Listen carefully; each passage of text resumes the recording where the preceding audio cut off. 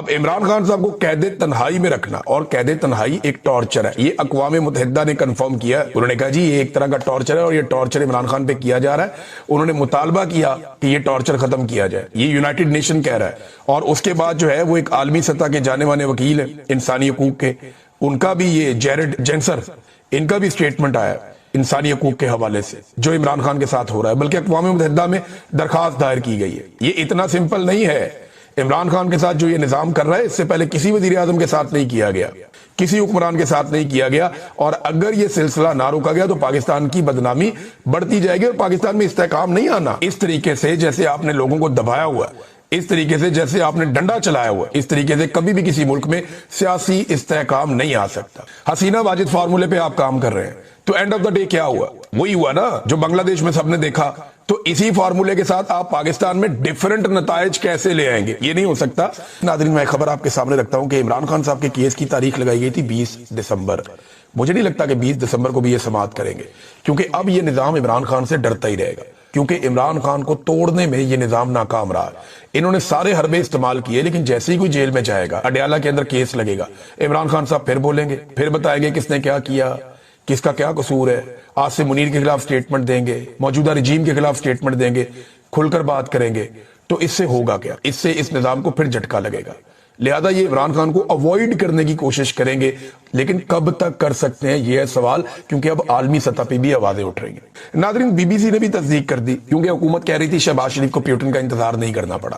اس طرح کے معاملے پہ نا شہباز شریف صاحب کو ہلکا سا اعتراض کرنا چاہیے تھا، اس طرح کے معاملے پہ شہباز شریف صاحب کو ہلکا سا پروٹیسٹ ریکارڈ کرنا چاہیے تھا کہ ہم آپ کا ویٹ کر رہے تھے۔ یہ کرنے کی بجائے خاموشی سے انہوں نے جا کے ملاقاتیں کر لی، اور انہیں لگا کہ چلو ہم غریب لوگ ہیں، کوئی بات نہیں، کچھ بھی ہو گیا، ایٹمی قوت ہے Pakistan, leading from the front کی تصویریں بنا کے آگے آگے ٹڑ کے 1 ٹکے کی یہ سرمایہ کاری پاکستان میں نہیں لا سکتے۔ یہ پیوٹن ہے جس دن اس نے جنگ شروع کی تھی، عمران خان سے 3 گھنٹے الگ میں ملاقات کی تھی، یعنی آج اس کے ملک نے جنگ شروع کی ہے، اس نے حملہ کیا، اور وہ اس وقت عمران خان صاحب کے ساتھ بیٹھ کر 3 گھنٹے 1 on 1 ملاقات کر رہا ہے۔ یہ پیوٹن تھا، اور یہی پیوٹن ہے شہباز شریف صاحب آدھا گھنٹہ انتظار کر رہے ہیں۔ اب روسی اخبارات بھی لکھ رہے ہیں، بی بی سی بھی اس کی کنفرمیشن دے رہا ہے ان اخبارات کی۔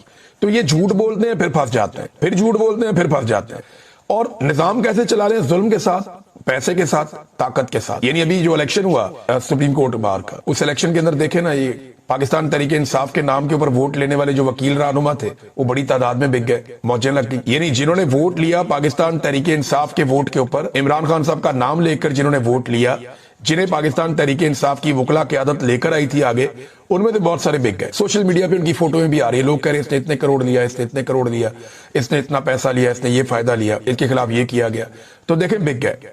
ہم نے کل ایک پروگرام کیا، ایک پروگرام ہم آج بھی کرنے جا رہے ہیں جاپان میں، اور اوورسیز پاکستانیوں نے بڑی تعداد میں شرکت کی۔ یہ انسانی حقوق کے حوالے سے پروگرام ہے، اور اس میں جو صحافیوں کے ساتھ کیا جا رہا ہے پاکستان میں، جو خواتین کے ساتھ ظلم کیا جا رہا ہے، خاص طور پہ ایک سابق وزیر اعظم ہے جو اس کے ساتھ اور ایک پولیٹیکل پارٹی کے ساتھ کیا گیا، جیسے انسانی حقوق کی پامالیاں ہیں، آوازوں کو دبایا جا رہا ہے، میڈیا کی آوازوں کو دبایا جا رہا ہے، اور پورے ملک کو ایک کنٹرول جیسی صورتحال میں رکھا ہوا ہے۔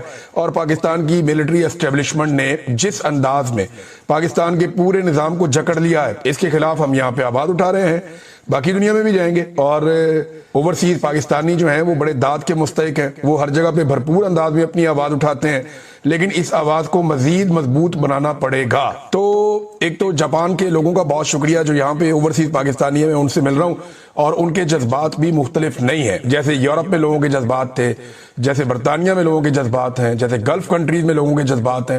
تو اوورسیز پاکستانی تو نہیں مانتے، یہ جو اسٹیبلشمنٹ نے پاکستان کے ساتھ کیا وہ اس کو ایک سنگین جرم سمجھتے ہیں۔ طاہر اشرفی صاحب کا شکریہ میں ادا کرتا ہوں، انہوں نے جواب دیا۔ وہ ہم لوگوں کو بھگوڑا بولتے ہیں، وہ یہ کہتے ہیں تو جناب کہ آپ لوگ پاکستان سے بھگوڑے ہیں، بھاگے ہوئے ہیں، کوئی ڈالر والر آپ لیتے ہیں۔ طاہر اشرفی صاحب اتنے پیسے ہم پاکستان میں کما رہے تھے تو ہمیں کیا ضرورت تھی پاکستان سے باہر آنے کی؟ نوکریاں چلی گئیں، کاروبار چلے گئے، سارے کے سارے خاندان اجڑ گئے، گھر ویران ہو گئے۔ یہ سارا کچھ کرنے کے بعد کوئی آدمی کو تھوڑے سے پیسے کمائے گا آپ کو لگتا ہے؟ کوئی دماغ آپ کا کام کرتا ہے؟ کوئی عقل میں بات آپ کے گھستی ہے؟ تو طاہر اشرفی صاحب کے خلاف جو ہم لوگوں نے، اور ان کے خلاف نہیں، جو درباری ملا ہیں ان کے خلاف ہم نے آواز اٹھائی تھی۔ میں نے اس کے بارے میں جو خاص طور میں اپنی بات کروں گا، باقی نہیں کرتا میں نے خاص طور پہ 3-4 چیزیں اٹھائی تھی، تو اس پہ طاہر اشرفی صاحب نے جواب دیا۔ ایک تو وہ یہ کہتے ہیں کہ ہم نے استثناء پہ کیوں نہیں بات کی، میں ARY پہ بات کر چکا ہوں مالک کے پروگرام میں، اور وہ بات یہ ہے کہ اس ملک میں احتساب بھی غیر اسلامی ہے، غیر شرعی ہے، اور اس ملک میں استثنا بھی غیر اسلامی ہے، غیر شرعی ہے. وہ یہ کیا بات ہوئی کہ کیونکہ احتساب کا طریقہ اسلامی نہیں ہے، لہذا استثنا جو غیر اسلامی اور غیر شرعی آرمی چیف نے لے لیا ہے تا حیات، تو پھر اس پہ بھی بات نہیں کرتے. جب احتساب پہ نہیں ہو رہی تو اس پہ بھی نہیں ہو رہی، جب احتساب ٹھیک ہو جائے گا تو یہ استثنا پہ بھی بات کر دیں گے. یہ ان کا انداز ہے. اندازہ کریں بھئی مولوی صاحب، اگر احتساب کا نظام غیر اسلامی اور غیر شرعی ہے تو آپ یہ بتائیے کہ آپ نے اس غیر اسلامی اور غیر شرعی نظام کے خلاف کب تحریک چلائی، کتنی آواز اٹھائی، کہاں کہاں گئے، کون سی خدمات سر انجام دی، اور اس کے مقابلے میں کون سا ایسا سسٹم ہے جو آپ لوگوں نے لا کر سامنے رکھا کہ جناب یہ بننا چاہیے. لوگوں کو بیوقوف نہ بنائے. بھئی سزا اور جزا کا نظام شرعی ہے یا نہیں ہے؟ باقی جرائم جو ہوتے ہیں وہ شرعی ہے یا نہیں ہے؟ ان کا نظام، قاتل کو سزائے موت دینا شرعی ہے یا نہیں ہے؟ مولانا صاحب خدا کا نام لیں آپ، یعنی آپ استثنا کو ایسے جسٹیفائی کریں گے؟ تو اگر احتساب کا نظام غیر شرعی ہے اور اس کی بنیاد پہ آپ کہہ رہے ہیں کہ استثنا جو ہے وہ بھی غیر شرعی ہے، تو چلنے دو دونوں کو. تو پھر ایسے تو آپ ہر پاکستانی کو استثنا دے دیں کیونکہ احتساب کا نظام جو ہے وہ غیر شرعی ہے. تو ایک تو مولانا صاحب آپ کی بات کا سر پاؤں نہیں ہے. لوگ نا عقل مند ہیں، اب لوگوں کو شعور ہے، لوگ سوال پوچھتے ہیں پھر جواب مانگتے ہیں. یہ ایسا نہیں ہوگا کہ آپ کو سوال کچھ اور جواب کچھ اور، یہ لوگ آپ کو بے نقاب کریں گے اور بار بار کر رہے ہیں. بہرحال مولانا طاہر شبلی صاحب، آپ نے بتایا نہیں کہ کب آپ نے عدت کے کیس کے خلاف آواز اٹھائی ان دونوں صاحبان کے سامنے، کب آپ نے انسانی حقوق کے معاملات پہ آواز اٹھائی ان دونوں حضرات کے سامنے، کب آپ نے جبری گمشدگیوں کے خلاف آواز اٹھائی ان دونوں حضرات کے سامنے، کب آپ نے آزادی اظہار رائے کو کچلنے کے خلاف آواز اٹھائی ان دونوں صاحبان کے سامنے، کب آپ نے مینڈیٹ کو چوری کرنے کے خلاف آواز اٹھائی ان دونوں صاحبان کے سامنے. دکھائیں نا، دکھائیں کون سی تنقید. ہم نے تو جو ویژول دیکھا اس میں آپ کی تعریفیں زمین آسمان کے آپ لوگوں نے کلابے ملا دی. آپ لوگ تو وہاں پہ تعریفیں کر رہے تھے اور اب عوام آپ کو کر رہی ہے ننگا، عوام کر رہی ہے آپ کے اوپر تنقید، اور عوام بتا رہی ہے کہ جناب آپ لوگوں کی اوقات کیا ہے. تو جب عوام آپ کو بتا رہی ہے تو آپ کو تکلیف ہو رہی ہے نا مولوی صاحب، یہ ہوگی آپ کو تکلیف، کیونکہ پاکستانی آگے نکل گئے، آپ لوگ بہت پیچھے رہ گئے. پاکستان کی اسٹیبلشمنٹ اب پاکستان کی عوام بنے گی. فیض حمید والے معاملے میں ناظرین بہت اچھل کود ہو رہی ہے. اسٹیبلشمنٹ کو بہت پرابلم ہے کہ لوگ اس میں مان کیوں نہیں رہے کہ فوج نے احتساب کیا ہے. فوج نے احتساب تو کیا ہی نہیں. فوج اگر احتساب کرتی تو اور بہت سارے ایسے کیسز ہیں جن میں احتساب ہونا چاہیے تھا. مثال کے طور پہ یہ میں آپ کو ایک دکھاتا ہوں، شاہد اسلم صاحب کا ٹویٹ ہے بڑا انٹرسٹنگ.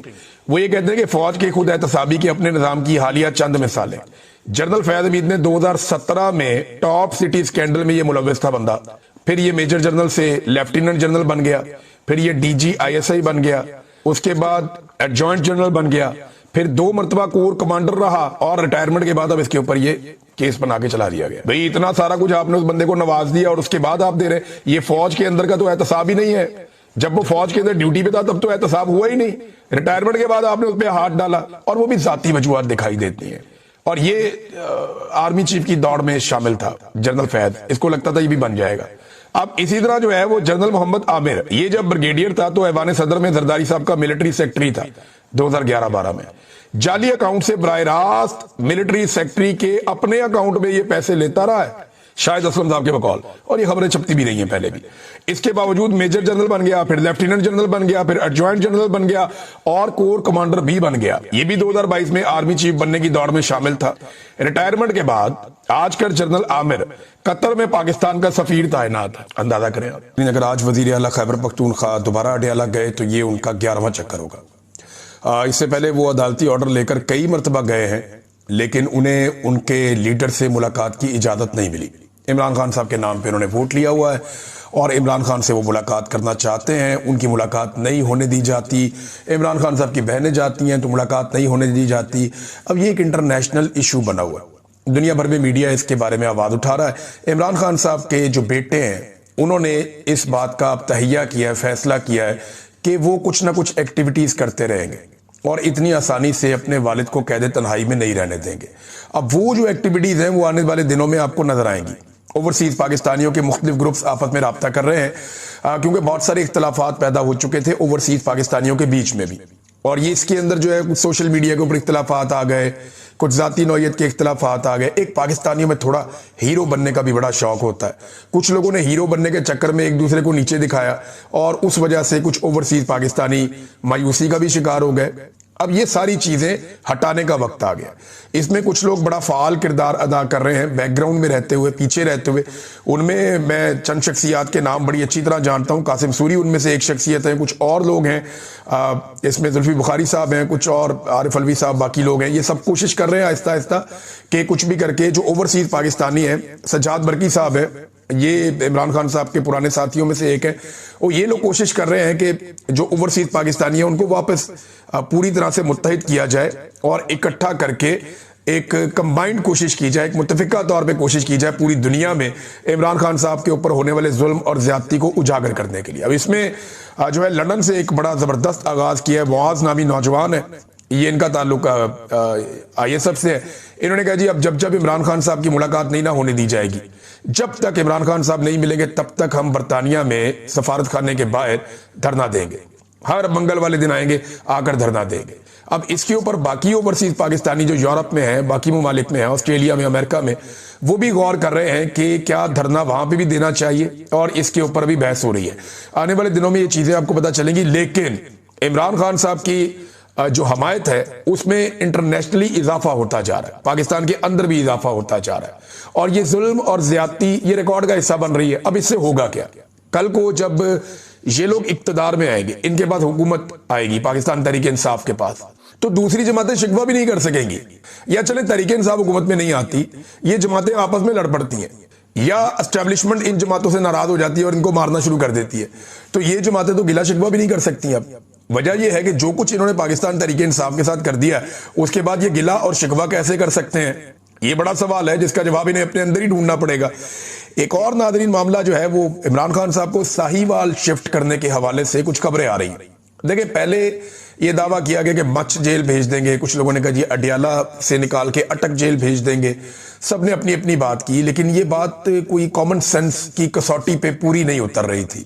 اور اب یہ خبر آ رہی ہے کہ شاید ساہیوال جیل عمران خان صاحب کو بھجوا دیا جائے. ساہیوال کے جو پولیس آفیسر ہیں ان کو بھی تبدیل کر دیا گیا. اب اطلاع یہ کہ رانا ایاز صاحب کو بھیجا گیا, تو رانا ایاز صاحب جو ہیں وہ رانا ثناء اللہ صاحب کے رشتہ دار بھی ہیں, میں انہیں ذاتی حیثیت میں جانتا ہوں. ایک دور میں انہوں نے بڑا شاندار کام کیا ہوا ہے. ابھی میں کیونکہ کافی عرصے سے ان ٹچ نہیں ہوں رانا صاحب کے ساتھ, اور جب میں کرائم رپورٹر تھا تو تب میں نے کافی کوریج کی ایسے معاملات کی جہاں پہ یہ آپریشنز میں موجود ہوتے تھے. لیکن کیونکہ ان کے رانا ثناء اللہ صاحب سے رشتہ داری ہے تو یہ کنٹروورسی ہے, اور پاکستان تحریک انصاف کا دعویٰ ہے کہ انہوں نے بڑا ظلم کیا گجرانوالہ میں, دیگر جگہوں پہ جہاں جہاں پہ ان کو موقع ملا انہوں نے پاکستان تحریک انصاف پہ ظلم کرنے میں کوئی کسر نہیں چھوڑی. یہ تحریک انصاف کا کہنا ہے, اور وہ لوگ کہہ رہے ہیں کہ اگر ان کو وہاں بھجوایا جا رہا ہے تو پھر دال میں کچھ کالا ہے. بہرحال عمران خان صاحب کو اگر یہ ساہیوال شفٹ کر دیتے ہیں تو ہوگا کیا؟ دیکھیں کیسز عمران خان صاحب کے اسلام آباد کے ہیں, ججز وہاں سے آتے ہیں, وکلاء وہاں سے آتے ہیں, تو اب وہاں سے عمران خان صاحب کو اٹھا کے اگر ساہیوال لے جاتے ہیں تو وکیل پہنچیں گے ساہیوال, کیسز جو ہے وہ لگیں گے ساہیوال, ججز پہنچیں گے ساہیوال, اور ساہیوال میں جو ہے وہ کوشش کی جائے گی کہ جیسا ماحول اڈیالہ جیل کے باہر بن جاتا ہے, کیونکہ راولپنڈی کے ورکر بڑے تگڑے ہیں, وہ اسلام آباد سے بھی آ جاتے ہیں. پھر ایک اور بہت بڑا فیکٹر ہے جس کو ہم نظر انداز نہیں کر سکتے کہ خیبر پختونخوا راولپنڈی سے زیادہ دور نہیں ہے, تو جو سوابی کا ضلع ہے یا مردان کا ضلع ہے یا جو قریبی علاقے ہیں, اب وہاں سے لوگ بہت بڑی تعداد میں ٹریول کرتے ہوئے وہ پہنچ جاتے ہیں اڈیالہ جیل. 100 200 400 بندہ پہنچنا کوئی مسئلہ نہیں ہوتا, اور وزیر اعلیٰ خیبر پختونخوا بھی ہر ہفتے جو ہے وہ اڈیالہ جیل کے باہر آ جاتے ہیں. تو ان سارے سرکمسٹانسز سے اور ان چیزوں سے اوائڈ کرنے کے لیے ساہیوال جیل کی آپشن پہ غور ہو رہا ہے ایک خبر کے مطابق. اور اگر ساہیوال عمران خان صاحب کو لے جایا جاتا ہے تو ان چیزوں کو کنٹرول کرنے کی کوشش کی جائے گی. وزیر اعلیٰ ہر ہفتے نہیں آ پایا, پھر یہ کیونکہ یہ پنجاب کا ایک سینٹر ہے تو یہاں پہ تو ایک بربریت ہے نا PMLN کی, ان کا کنٹرول پولیس کے ذریعے سے بہت زبردست ہے, تو وہ کوشش کریں گے کہ ہائی پریزن جو جیل ہے اس کے آس پاس کوئی پرندہ بھی پر نہ مارے. پھر ساہیوال ایک چھوٹا شہر ہے, وہاں پہ اضافی نفری تعینات کر کے آپ جو مرضی کر سکتے ہیں. پھر جو اسلام آباد کا کیپٹل کا جو میڈیا ہے وہ اسے کور نہیں کر پائے گا. پھر جو انٹرنیشنل میڈیا کوریج دینے کے لیے آ جاتا ہے اس کے لیے بھی مشکلات ہو جائیں گی. تو یہ وہ سارے فیکٹرز ہیں جن کو مد نظر رکھ کے اگر یہ فیصلہ کیا گیا تو کیا گیا. اب کچھ لوگوں کے عدالتوں میں کیس لگے ہوتے ہیں, جیسے عمران خان صاحب کی فیملی ہے, وہ کیس نمٹا کے صبح صبح اور آ جاتے ہیں منگل والے دن جیل میں ملاقات کے لیے. اب وہ کیسوں میں جائیں گے, جیل میں جائیں گے, یہ بہت ساری چیزیں جو ہے نا وہ خراب ہو جائیں گی. اور پاکستان تحریک انصاف کے پاس آپشن کیا ہے؟ کچھ صحافی ایسے ہیں جو راولپنڈی میں آ کے کوریج کر کے چلے جاتے ہیں, لیکن جب وہ جانا چاہیں گے ساہیوال تو ان کے لیے مشکلات ہوں گی، کچھ تو جا نہیں پائیں گے اور کچھ آپ کے گرفتار یا غائب بھی ہو جائیں گے، جیسے شیخ آغا سرور صاحب کے ساتھ کیا جا رہا ہے، جیسا سہراب برکت صاحب کے ساتھ کیا جا رہا ہے، جیسا کام کیا جا رہا ہے رائے غلام علی صاحب کے ساتھ کیا جا رہا ہے۔